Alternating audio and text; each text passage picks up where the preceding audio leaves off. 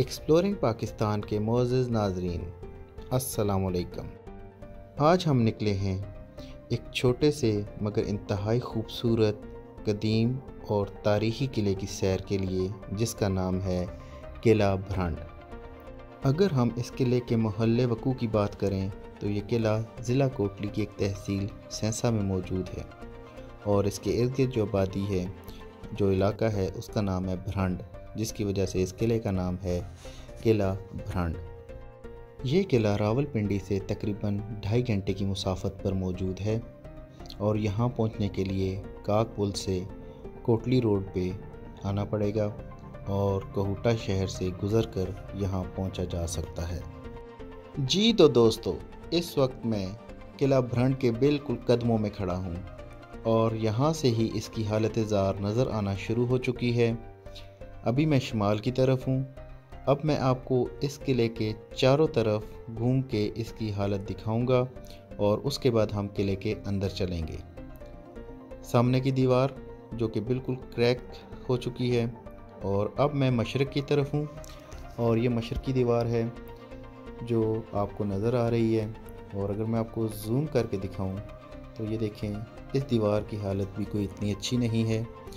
बहुत बड़े बड़े क्रैक पड़ चुके हैं और काफ़ी हिस्से टूटकर गिर चुके हैं। और अगर हम आगे चलें तो इस तरफ भी जो किला है वो आखिरी सांसें ले रहा है और इसके कई बुर्ज वगैरह और कई हिस्से टूट फूट का शिकार हैं, टूट चुके हैं। और ये नीचे की तरफ मैं अगर दिखाऊं, ये देखिए, ये एक हिस्सा इसका टूट के, एक बुर्ज टूट के यहाँ गिर चुका है और मज़ीद हिस्से भी इसी तरह टूट के बिखरे पड़े हैं। हाँ तो दोस्तों, अब मैं आ चुका हूँ किले की मगरब की तरफ और ये मगरबी दीवार जो किले की है वो इन पुरअसरार चट्टानों पे खड़ी है। अब इन चट्टानों की शक्ल ऐसे मौसमी असरात की वजह से हुई है या किसी और वजह से, या शुरू से ही ऐसी हैं, ये कोई आर्कियोलॉजिस्ट ही बता सकता है। बहरहाल हमारे लिए ये चट्टानें बड़ी पुरअसरार हैं। मेरे ख़्याल से अब आपको मज़ीद इंतज़ार नहीं करवाना चाहिए, तो चलते हैं किले के अंदर। ये मेन दरवाज़ा और मेन दरवाज़े की सीढ़ियाँ जो कि शुमाल की तरफ हैं, यहाँ से हम ऊपर जाएंगे किले की तरफ और सीढ़ियों में ही हमें किले की हालत ज़ार नज़र आना शुरू हो गई और बहुत पुरख़तर किस्म की सीढ़ियाँ बन चुकी हैं क्योंकि कई सीढ़ियाँ बीच में से गायब हैं, लिहाजा एहतियात से हमें चलना पड़ेगा। चलते हैं अंदर और देखते हैं किले के अंदर क्या हालात हैं। किले के अंदर दाखिल होते ही इस जंगली घास और जड़ी बूटियों ने, खुदरो जड़ी बूटियों ने हमारा इस्तकबाल किया। वो किला जो कभी मुग़लों ने शान व शौकत से बनवाया था और उसके बाद डोगरों ने इस पर राज किया, आज अपनी हालत ज़ार देखकर खुद रो रहा होगा।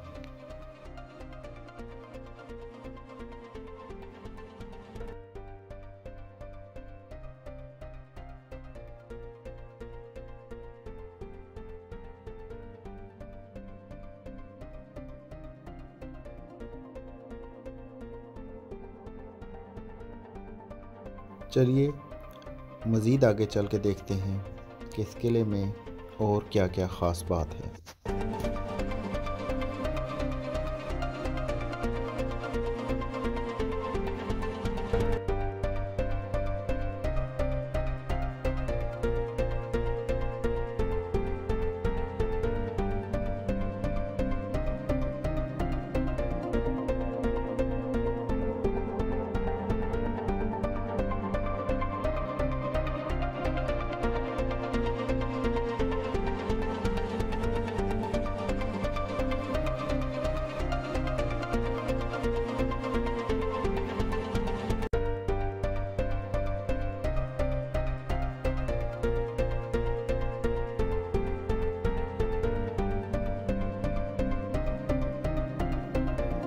सबसे पहले इस तरफ हमारे वो सीढ़ियाँ जो किले के कमरों के छत की ऊपर जाती हैं, और ये पहली चौकी या पहला छोटा कमरा जिसके अंदर तीर अंदाज तैनात होते थे, और ये जगह यहाँ से दुश्मन पे हमला करने के लिए, और ये ऊपर वाले तीर अंदाजों के लिए जगह। और अगर हम इस तरफ चलें तो किले के बिल्कुल दरमियान में एक बहुत बड़ा पानी ज़ख़ीरा करने के लिए तालाब मौजूद है, जिसके अंदर इस वक्त जड़ी बूटियों की फरावानी है। और ये अगला कमरा है, और इस कमरे की हालत अगर देखें तो यहाँ पे एक बात सब में मुश्तरक ये है कि यहाँ जितने भी कमरे मौजूद हैं उनके छत उड़ चुके हैं। किसी का भी छत सलामत नहीं सिवाय एक आध की। वो आगे आएगा, उधर हम चलेंगे। और ये एक और कमरा, और ये कदरे बड़ा कमरा है बाकियों से। इसके साथ भी यही अलमिया है कि इसका छत भी मौजूद नहीं है, और इसकी हालत भी इंतहाई ख़राब है।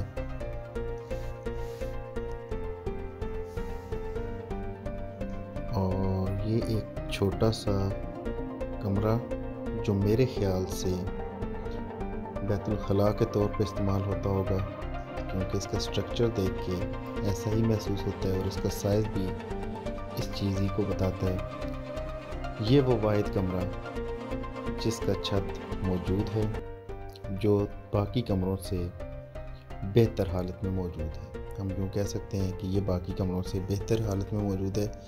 तो कुल 4 कमरे हैं, जिनमें से 3 की छतें उड़ चुकी हैं, और चौथा कमरा जो है वो बेहतर है। अब हम किले के ऊपर की तरफ चलते हैं।